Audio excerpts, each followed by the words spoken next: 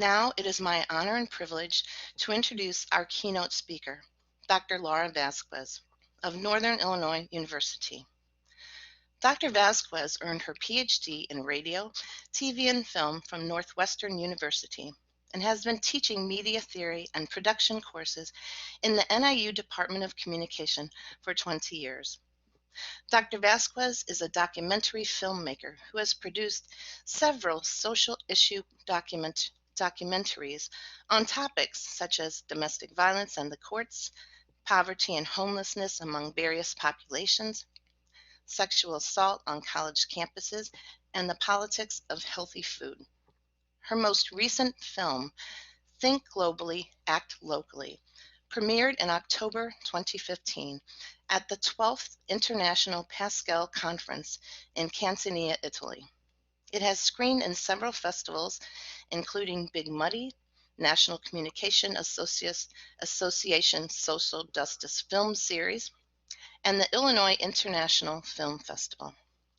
Recently, Dr. Vazquez participated in a multi-institutional $200,000 grant from the Winecoat Foundation to oversee production of student-made films on sexual assault on college campuses. Dr. Vazquez is a presidential teaching professor and currently chairs the Presidential Commission on the Status of Women and is the undergraduate director for the Department of Communication at NIU. She is also president of the University Film and Video Association. Please join me in welcoming Dr. Laura Vazquez by sharing an emoji in the chat box. Go ahead, Laura. Thank you. Thank you, Yvonne, and welcome everyone. You're welcome. Okay, I'm getting set here and getting ready to begin. So today I'll start out by saying I'm not Dr. Michael Wesch. So this will be a really different kind of presentation from his, which I enjoyed very much yesterday, and I hope those of you who got to see it also enjoyed everything that he had to say. I'm going to start out by talking about spring 2020. So this is me on March 15th. That's probably a very familiar feeling. Like all of my colleagues who rushed to put classes online. So let me give you some background for the course I was teaching and the teaching practices I'll be discussing and what I learned in the process. I believe there are ways that you can apply these lessons to your own class to build empathy and community in your classroom, both of which are important in a online or hybrid environment. So here's what I'm going to cover. What did I learn from spring 2020? How discarding my syllabus improved my class and my teaching. What's to be gained from adding student-made videos to your classes? And what are the key considerations for these assignments? So at the time I was teaching a 4-credit-hour introductory video production course. It's a course with no prereqs that students take, and they come in with, I've only ever shot on my iPhone or phone, we take them to understanding the basics of how to use expensive video production equipment. Some students take to this really well, and other students struggle up a very steep learning curve. By spring break, they were taught how to use all of the individual hardware and software. They left campus without any equipment, and then they were told we would not be meeting again for the rest of the semester. So like your students, there was a range of responses and emotions from anger to anxiety to despair to relief, because driving to campus was a drudgery and they were glad it was over. So my job was to try to reconfigure this course in a way that we could still achieve some of the learning objectives that were laid out in the face-to-face course while maintaining some engagement. So I reviewed the student learning outcomes and focused on what we could accomplish in this new environment.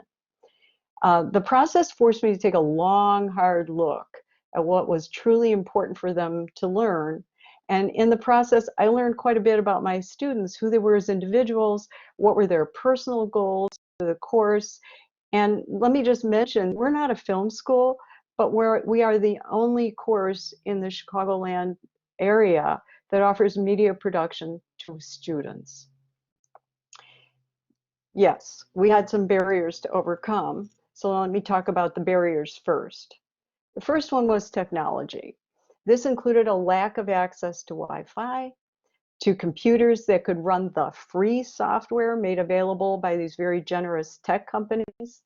They could barely access Blackboard from their phones. So for many, this was the biggest barrier they faced. Equipment, necessary cameras, microphones, tripods, lights, and everything else. And the last one was their depression, anxiety, and isolation that they all felt. So I started with a survey. Here's a couple of screenshots from that survey. How is it going to make this course work without all of this equipment? So most of the students still wanted to be involved, and they rejected the writing assignments that I gave them, which won't come as much surprise to you. So this chart shows that nearly 25% of the students did not have a device that they thought could access the software, that we were offering. Oops, let me go back. This slide shows that students had actually 2 Chromebooks and 1 iPad. So I had to transform the course into what we later call guerrilla filmmaking, though at the time I barely knew what that meant. So I met with the students on how we might proceed, and despite the lack of technology and their desire. This is where the transformation in our thinking occurred, and what I'm hoping you will think about as I go on. Normally, my assignments are relatively rigid. Students must use the equipment in a quote-unquote professional manner. Scenes are to be lit properly, sets are to be arranged per the script, all camera shots are to be done from a tripod, and most importantly, no one acts in their own videos. I began to realize that my students really have other kinds of stories to tell that are more authentic and personal and less Hollywood-esque in terms of content and style. But I really never accommodated this before COVID. How could I ask them to become producers and directors, to change the kind of predominantly white, glamorous stories they would see without allowing to tell their own stories from their perspective? This experience will inform my future courses, both in terms of practice and orientation. I learned that to be truly successful in this class, I needed to recognize that students come with different needs, skills, and access. In the future, I will offer more optional assignments so as to allow students to be challenged to grow without demanding that they all meet the same identical, impossible standard. This is a radical change for me, but I think it made me a better instructor. As we entered the pandemic and quarantine orders were imposed, most of the rules were swept aside. What does it mean to live in quarantine anyway? Could you make media in quarantine? I kept getting notices from film festivals and soon recognized that creative work would still be occurring, but the subject would shift to life in quarantine or mental health in quarantine. So I chose their experience of living in quarantine as the framework for one of their assignments. This gave us an opportunity to share individual stories with this collective experience. I asked them what they knew about living in quarantine and what it felt like to live in it. I told them that this was the first time most of us experienced anything like this, and that there was value in preserving their stories. What I didn't know at the time is what this would teach all of us. These are a few stills, and I want you to notice the variety of shots that they chose to tell these stories.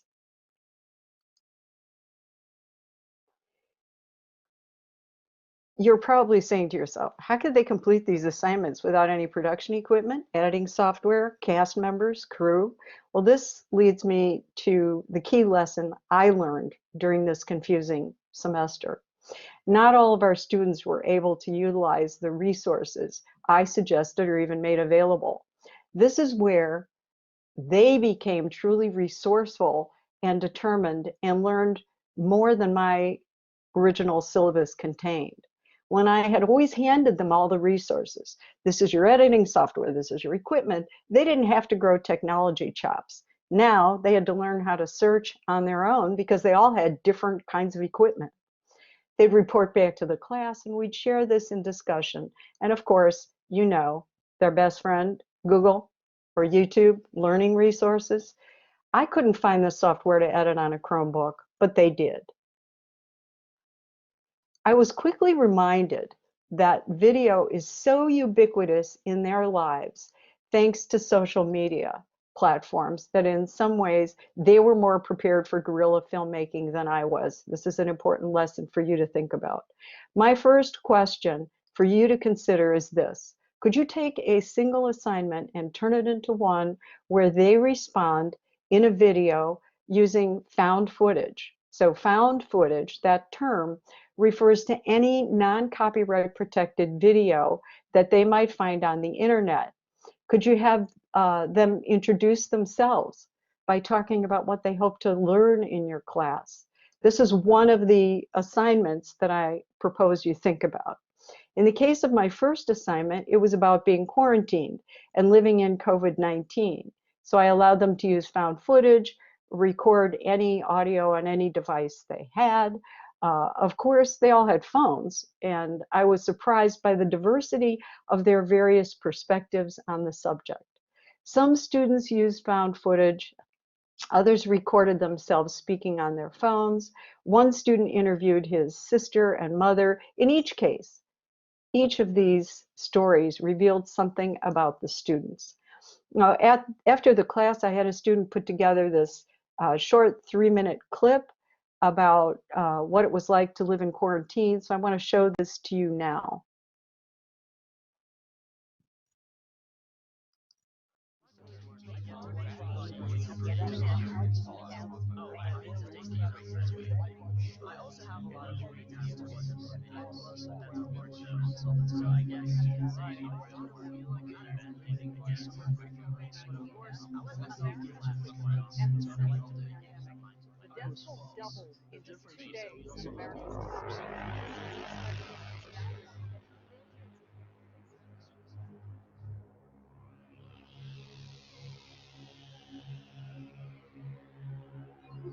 Everything is closed.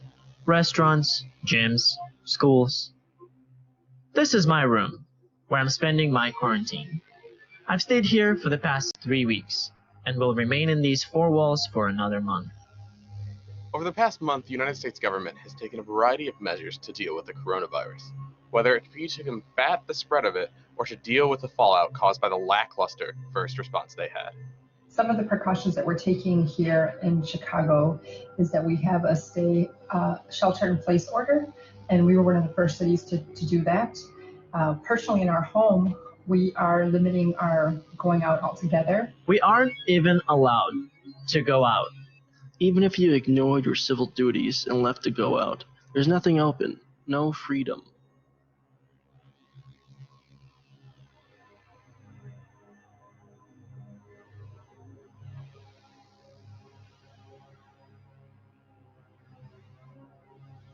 If your parents still file for you as a dependent on their taxes, you're out of luck. No $1,200 for you, and unfortunately no $500 for your parents on your behalf.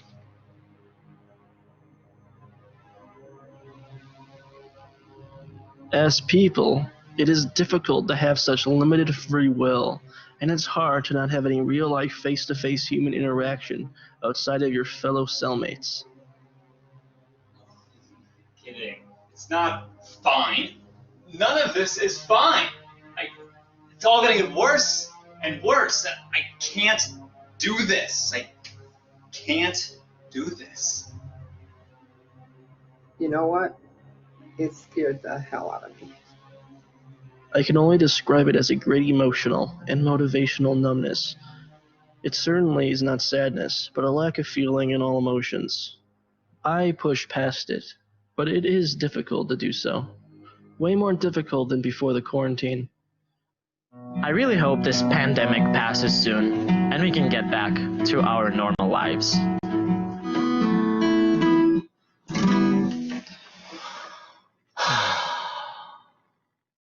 As scary and as odd as times are now, these words from NFL great Deion Sanders are words to hold on to. But we're going to be all right, baby. We're going to be all right. I promise you that. So I hope you could see the range of responses. This is some of the video that students put together of what that was like for them right early March, okay? But I want to caution this. Before embarking on this, I suggest you discuss the difference between a response and a criticism. Student videos have a lot of personal information, as many of these did, and the class will need to be guided to knowing the difference between a criticism, which can shut down sharing, and a thoughtful response. So encourage them to assess how they can connect with the information or ideas that are being shared, so that if they connect, even though they may disagree on someone's point of view, at least they have a place to begin understanding someone else's point of view. So I recommend that if you're going to share them with the entire class, you have the students write their responses to these videos to you until you know how the class is going to be reacting. If you think they're going to be very positive, you could have them all posted in a discussion board and have them talked about in the discussion board. But criticism isn't going to be very helpful unless it's very constructive criticism. That's suggestions for some other approach. It depends on what you want your assignment to be about. I think I want to give you some ideas. These are all in my folder. I have a folder somewhere in the Blackboard organization. So all of this information is there. These are two ways you can get found footage. The first one is 4K Downloader, which is free software. The students can download that and just click a YouTube link in the window, and it will extract the audio and the video, or the audio or the video, so that they can use it in their projects. And also, I want to mention Wikimedia Commons, which is a media file repository. It's all public domain, freely licensed educational media, and the students can use its images, sounds, and video clips. And these links are either posted in the chat or in my little window folder elsewhere. I also want to say at this point, before we go any further, that I have researched free editing software for you, and there's a list of links that are available to your students, whether they use Macs or PCs, also in my folder, so I can answer questions about that. So I want to pause now and ask you what kinds of assignments you might think about. Do you want students to respond to why they're taking this class? Do you want to ask them about what it's like to come back to campus or not come back to campus?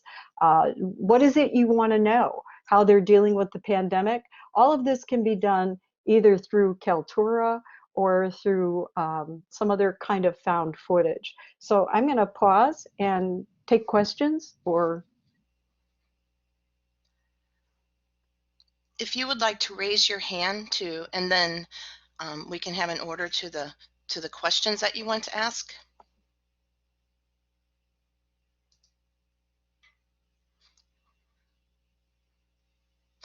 One of the questions that has been coming up throughout our sessions yesterday and today has related to how people from different disciplines could use these video approaches in their courses. We have people in here from nursing and from business and from all kinds of different disciplines. And Dr. Vazquez, could you explain a little bit about how professors from various disciplines might use the approaches that you've been talking about, please? Yes, I thought about this yesterday and I have a couple of thoughts.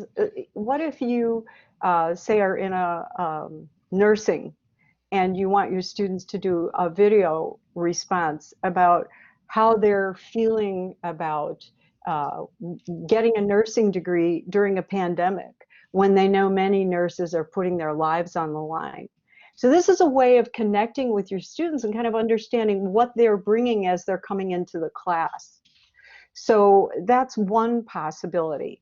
Um, so that, as a reaction, or if you're in business, what's happening to small businesses during the pandemic? I'll bet students have a lot of stories about jobs they had or jobs they lost, so they could talk about the economy and business as a whole. Again, this lets you deal with questions of the fears that they're bringing into your class. Did anybody want to ask out loud before we go on? There Or are a make a couple, suggestion? there are a couple of suggestions, or there's a comment in the chat about Diane would like to use video to engage students and faculty as part of a newly formed diversity and equity and inclusion committee that they have in their department. So that's another way that to use this, your ideas. And Absolutely, that's a really good suggestion about, do they encounter racism or discrimination anywhere on campus? What does that feel like? What can they share about those experiences with one another? So this is a way of creating some community in your class. And Sarah mentioned that she had never required video until the online course offerings in the spring. It was very revealing. She mentioned that she had a student who recorded from his car because his house was flooded. And that told her a lot about this student and gave her insights about the students and how they saw themselves. So yeah, thanks for sharing Yeah, that. yeah, that's really important. Stephanie, do you have a question? Sure. I was going to ponder a little bit, and maybe there's a question here, but there better be. I think that one of the things I saw from the videos, the video you shared that your students created this semester, is a sense that through video, students can kind of create more of a 3D persona for themselves as part of the course, so that a discussion board or text is fine for getting some information, but I have this sense ruminating that through video, students can both create more of a presence for themselves with each other and get to know each other better. We've had several comments already about faculty getting to know the students. What are your thoughts there about students to students and seeing each other more clearly maybe through video? Well, and you're going to see this, Stephanie, in the next exercise that I'm going to share, which was a documentary exercise.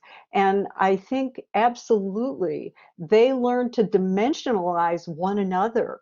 They weren't just classmates, they were really people facing real problems. They had live histories and they shared their histories. And that is a way we say we should do it. So we can dimensionalize ourselves to our students, but what about the students to one another? What kind of community can that create within the class?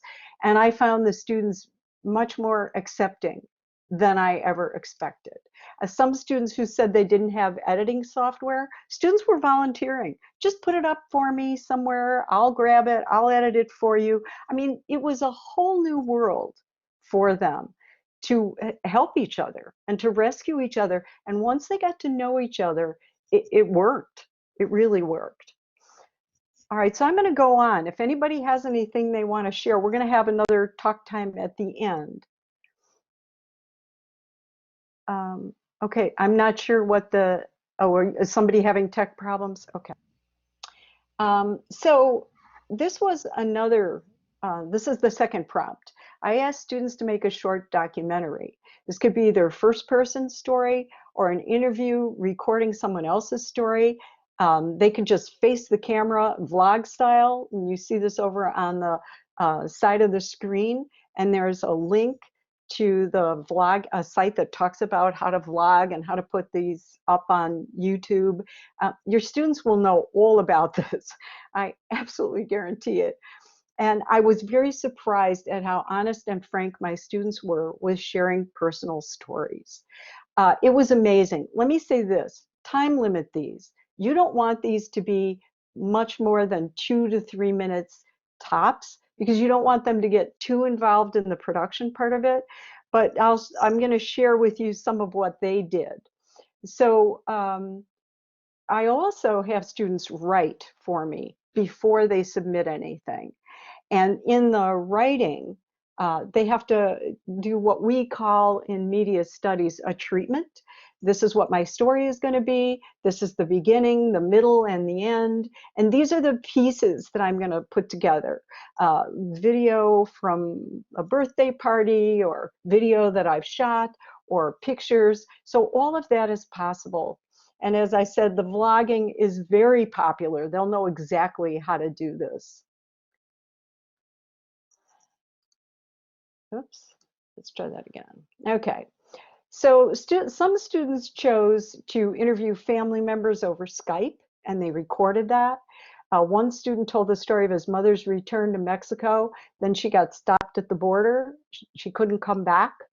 And when the student got to the end of the story and said, you know, my mother did this, you know, risked being, you know, deported or thrown in some detention camp, so my brothers and sisters and I could go to college, the class cheered. It was such an amazing response. And another student talked about her experience of being shot.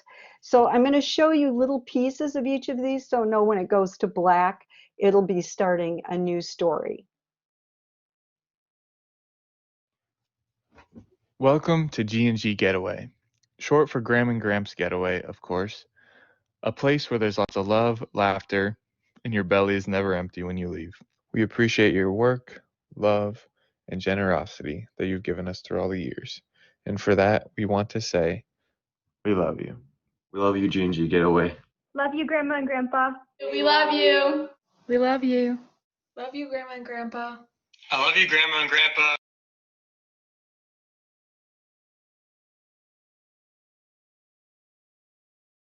So we removed the picture out of my sister from the visa and we put your mom's picture on it. Well, the problem is when you put the visa facing to the sun, the stamp from the government or whatever they give you doesn't match up with your mom's picture. We know that, but the government probably doesn't know until, you know, when you cross the border. Sometimes they look in the picture and then they look at you and see, you know, it's you, that's fine. Sometimes they put them like that and the sun hit it and they don't see the stamp, it's a problem. Una mejor vida para que ustedes pudieran nacer en este país y poder tener una educación que nosotros no tuvimos y ustedes pudieran salir adelante. Remember when the gunshots had went off and I instantly ducked down and there was a comforter set in the back seat and I just put it over my head. And I just remember thinking in that moment, like vividly, I'm like, this person is about to walk up to this car and finish the job.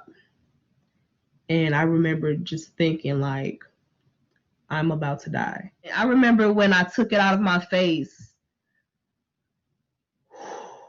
I remember I was thinking like, my face is ruined.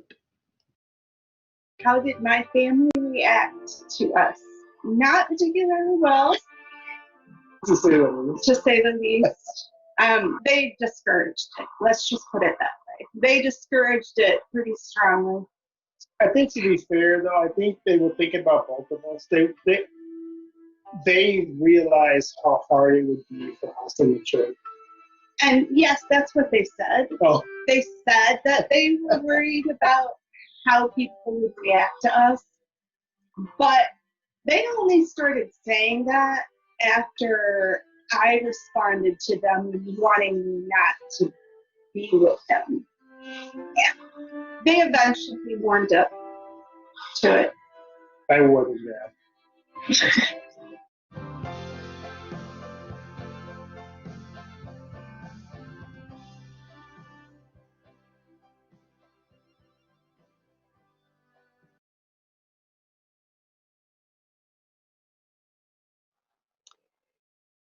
In each case, the class continued to remain supportive of one another while respecting each other's experiences.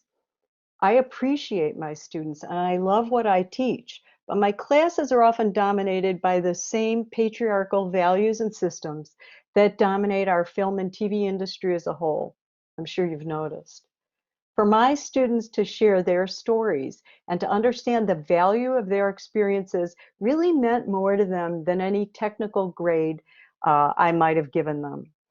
As you saw, my students reflect the demographics of NIU, and sharing their personal stories gave all students a chance to come together.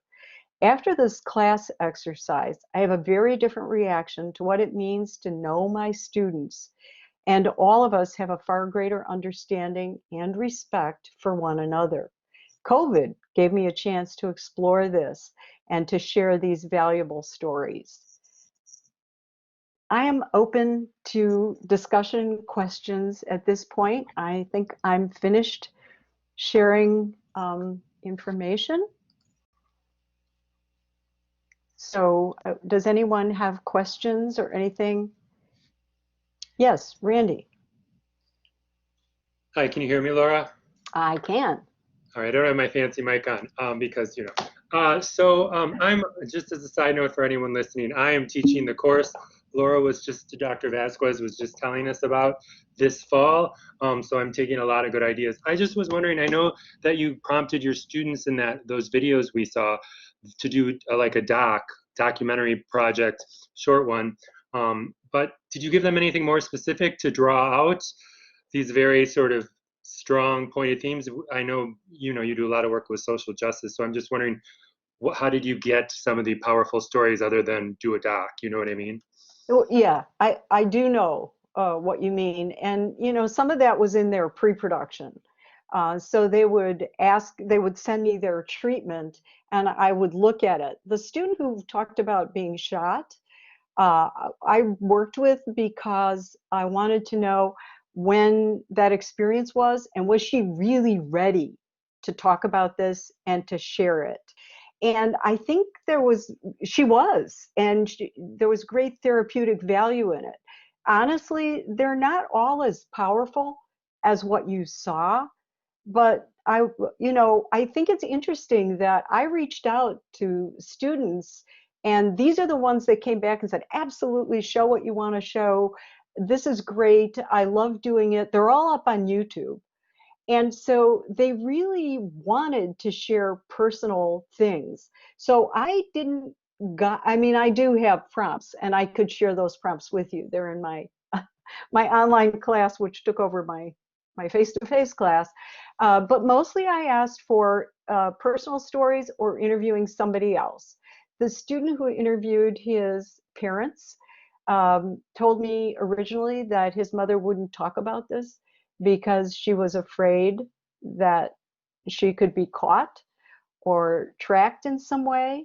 And then they decided to please go ahead and do it. And that, I respect a student's right to withdraw.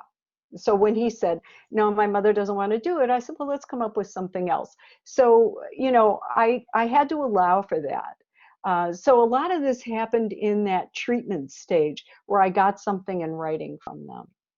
So I don't know if that's helpful to you, but I'm absolutely willing to share the prompt with you so you can look at what I wrote to get these. I was just so intrigued by the depth. Here's college students saying how they love their grandparents. A student interviewing biracial parents about what it was like to get together and what was the family hostility. And that much longer piece, the 3-minute piece, goes into how they weren't welcome in the church either. He was a minister in the church. That was very personal kinds of information, but they willingly shared it, surprisingly. Well, and I think it's important. Well, thank you for those answers. I think it's important too, the way me going into the course and me just teaching video, and what you said about how this is how you and I, we're not the only ones, but the way we've been teaching video, right, is this patriarchal structure that has all sorts of things built into it, and that this is somewhat, it was the term enfranchising, not disenfranchising. It gives them some power. So it helps me realize what to do with the course and all my video content, at least hopefully. So thank you. Good, good. Any other questions or thoughts that people have? I noticed there's some chat going on. Laura, there's some chat about different uses. Laura in the chat says that her students need to interview Spanish-speaking people in their families for final projects. So she's going to try to incorporate some of the approaches that you've showed today.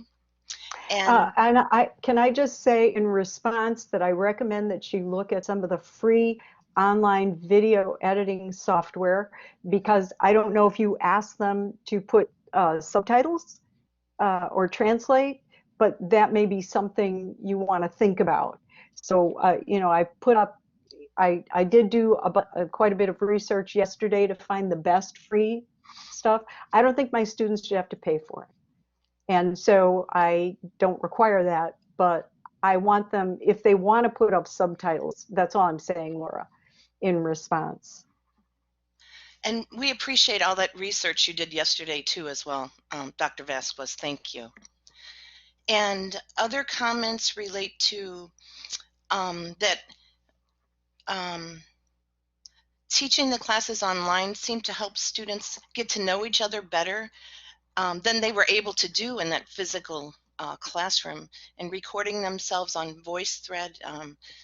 They saw them as individuals. Can you make some comments about that? Yes, I would like to say that, you know, this class usually has about 40 students in it. When I walk in the classroom, they're all on their phones, texting friends. They're not talking to each other. So they're, you know, we all go online teaching, who needs it? I have to tell you, online teaching, they had to talk to each other, right? When we collaborated, when we were in Blackboard Collaborate, I went around the room, the group, okay, and I said to each person, how are you doing? What's going on in your life? What's happening with you? I mean, I was trying to get them to engage with one another. So I think you're correct that there are some things about the online platform. I'm not exactly sure why, but I never had a problem with people being distracted or going away. The worst problem I had was them getting kicked off the internet. That was the worst. That was the worst problem I had. So. Another one of the comments relates to, and you had touched upon this, some students are welcoming the opportunity to share these complex and sensitive and challenging stories, and others are not as comfortable doing that. And one of the people brought up trigger warnings and things like that. Could you speak a little bit about that, please? Certainly, which is why I have them write in advance. Okay, so I know what the content is going to be. And if I think it's going to be problematic for the entire class, then we won't show them for the entire class. But if I think that there's a way in which the student is construing this to be therapeutic, to share it, I'm willing to look at it. I'm willing to see it. I'm willing to understand it within that frame. But if it's something that I think other people in the class might have problems with, if anything, these videos, as problematic as each was, elicited more empathy than triggers. There was a lot of kindness that came out, and I think that's really what I wanted to do. I wanted them to see one another as individuals and recognize that those experiences, those unique experiences, are what make people who they are. and react the way they do in whatever the circumstances, whatever the discussion frame is that you've set up for your class. So you can use this as simply as getting to know your students, or as pointed in your assignments as answering a particular prompt. What does it mean to be a nurse in 2020? Is a particular prompt, right? So that's a very different kind of experience. Yes, thank you. And some of the other comments, Carol mentioned that she used some of these concepts when she was teaching a summer race and ethnicity course. And which is great. I see there's a hand up, Lucinda.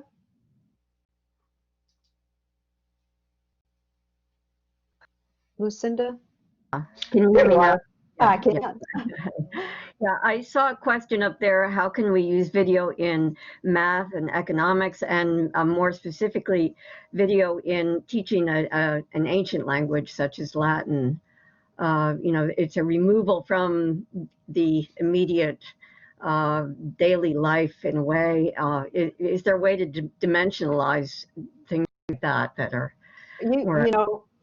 I think there is. And I think what you can do is challenge the students. That's fascinating to me. That's completely fascinating to me. Challenge them to make a video that makes a connection as to why learning an ancient language is important and relevant. Yeah, okay. Earn them free. Send them out to Wikimedia Commons. Wikimedia Commons is just a wonderful site of all kinds of places around the world. There's the Eiffel Tower, there's Jupiter spinning, there's all kinds of things there. And so you could use that kind of material to ask them to put it together. They can either be very concrete or they can be very metaphorical in what they're talking about in their video, but I think it's great. What a great challenge. I love it. It's a really good idea. All right. Well, thank you. I love that idea. Thank you. Sure. I think Dan put the Wikimedia Commons link for you all. So you might consider that. Any other comments? Let's talk about economics. I think that's a great question. Do you think students in economics have anything to say about this pandemic? My guess is they should. And so I would challenge them again, stretch them and say, what does this pandemic mean to US economics or global economics, or what do I'm guessing they'll have a lot to say. A lot of our students, I was shocked at how many of my students lost their jobs. So I realize that's not exactly economics, but it's maybe in the small way of my personal experiences. So I think they could do some really interesting things. The one student you saw in my first video who was talking about the CARES Act was actually a political science major and a comms minor. And he wanted to understand political science. So his was way longer than it should have been, maybe 8 or 10 minutes long. But it really went into depth about the CARES Act and Congress debating. And at the end, he takes off his suit coat and he falls on the bed and he goes, Congress, it's up to you. And I was just like, God, that's really clever. And so the students really took this in interesting directions that I didn't anticipate. Natalie? Can you hear me? Yes, I can. Okay, I'm sorry. Approximately how much time do you give them to produce a video and turn in the video from start to finish? What does that time frame usually look like for you? Well, it depends on the complexity that you're asking, right? So if you're asking a simple question, what do you know about the Black Lives Matter protests? Just that, okay? That they might be able to pick up from found footage. But if you're asking them something a little bit deeper, I would say you'll need 2 to 3 weeks is what I usually give. So give them enough time so that they feel satisfied and proud of what they've given you. If you just want them to post, this is my opinion off the cuff, I know nothing. What would be interesting would be to have them do a post, just a discussion board post. You know, say, what do you know about Black Lives Matter? Then go out and do found footage and do some research and come back 3 Oh, I weeks like later. that. And then a reflection vlog at And the then end a would be nice. Yeah. You got it. You got Love it. it. And then have them stretch a little bit. Did I learn anything by looking around? You know, what kinds of social media groups am I a part of that feed my perception? That's I the love it. challenge. And so I think so you have to think about what is it you want. If you just want the off the cuff opinion, give them a night or 2 days. But if you want a deeper research project, then you want to give them a few weeks.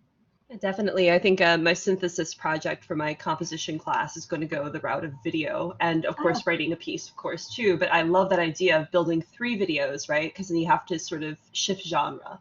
And you have to create a thesis in one and kind of more reflections in the others. I really like that and appreciate that feedback. Good, good. I'm glad that's helpful. Other questions?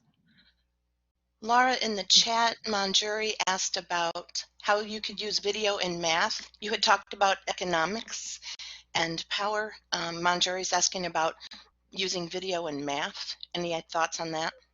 Well, maybe you could ask them how to interpret some of the charts they're looking at. I think that is a mathematical understanding and concept. The news is full of charts and graphs and data, but honestly, most people don't know what to do with that data. They don't know how to interpret it. That's a math question, right? And it's a very relevant math question. Big data is driving our lives right now. So what do they know about how to interpret that data? That I think is a way that I would take it. You know, I think any math student who doesn't know how to analyze a graph is going to have some problems moving ahead, right? So that's using the visual that they see every day, right? Look at the Johns Hopkins site, look at wherever, right? State of Illinois, right? And tell me, what does that mean? What does that really mean? And I think that interpretation could be done in video really well. Thank you. What else do we have over Another here? point, Stephanie brought up a point about COVID has made us all more vulnerable and looking for connections. And she's thinking about maybe that's why students are more willing to share. They're looking for that human connection in this quarantine situation. Well, you know, when I looked back, Stephanie, that's a good observation. When I look back at the video, the first one about what it's like to be in COVID, and that student does this close-up of the mouth, and you realize that now everybody's wearing masks and they have to cover their mouths.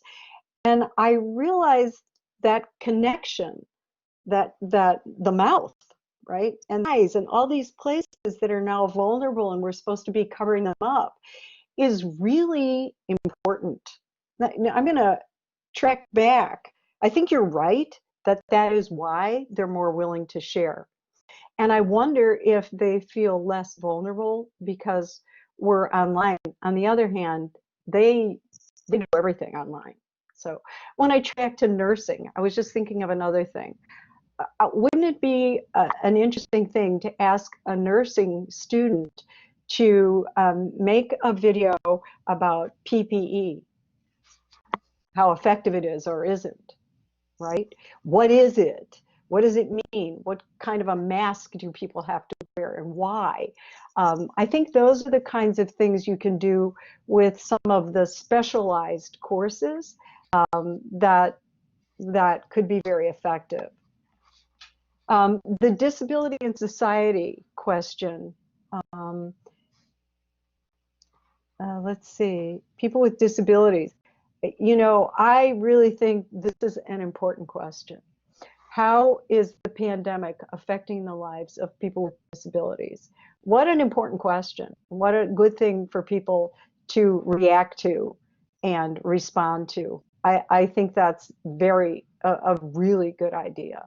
And I think there'll be a lot of important things that can come out of that exchange. I saw someone else with a hand up, so I'm not sure if I'm missing somebody.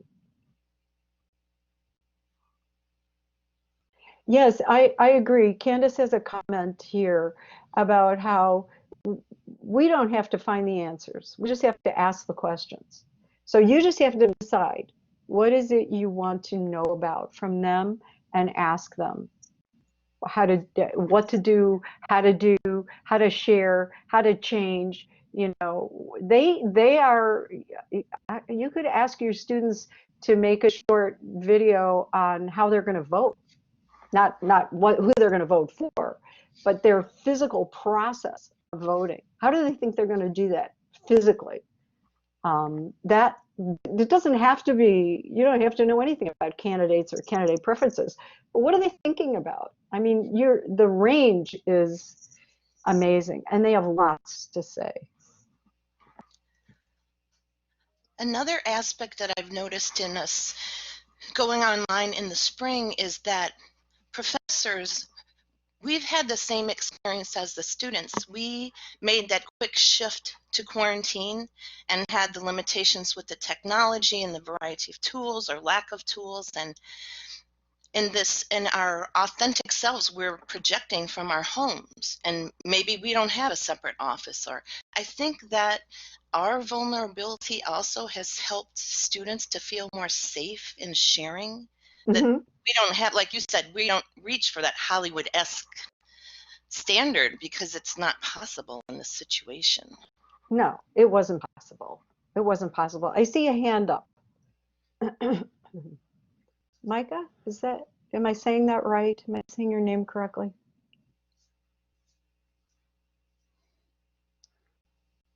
Micah? Micah, we can't hear you.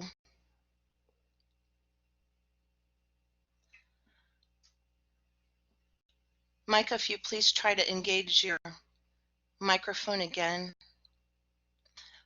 or you could type in the text if there's an audio issue.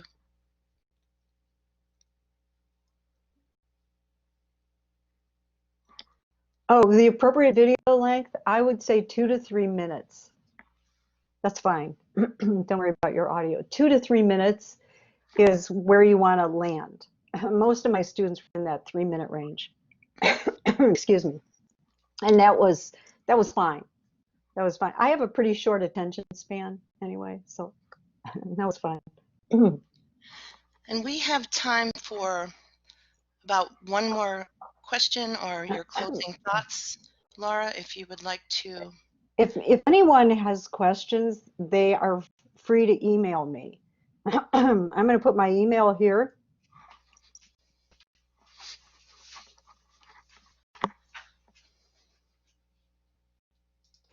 And I'll be happy to respond and brainstorm with you. I mean, I just think that's really important. We're all really learning from each other. And so I'm happy to do that. And if you have any questions or concerns. So it's great talking to all of you. Wonderful. You all have a great day. I think my time is up. I'm getting the hook. The music is playing. Thank you, Laura.